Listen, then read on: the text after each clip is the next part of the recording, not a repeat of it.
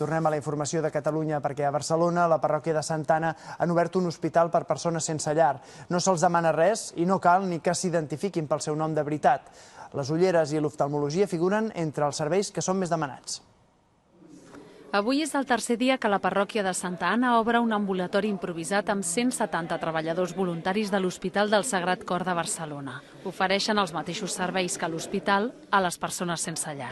La situació en la que estan és tan degradada que no tenen ni esma per anar a serveis socials.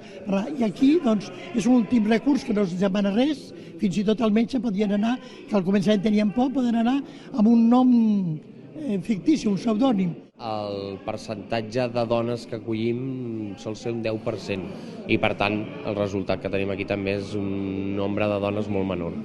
Hay ayuda psicológica, ayuda de asistente social, dentista, el de los pies también, ginecólogo, psicólogo, psiquiatra. El servei més demandat en aquesta edició és l'oftalmologia. El simple fet de donar una muntura tipus lupa perquè ells puguin llegir, mirar qualsevol, no sé, el mòbil, els hi va fantàstic, i la gent realment està com molt agraïda. Però curar ferides infectades també és una de les tasques que més han fet els voluntaris. El nombre de persones que dormen al carrer en un any ha augmentat en un 72% a Barcelona en els últims 10 anys. La precarietat laboral, les migracions i la dificultat per accedir a un habitatge digne són les causes pels quals el sensellarisme està creixent sense precedents no només a Barcelona, sinó a moltes ciutats d'Europa.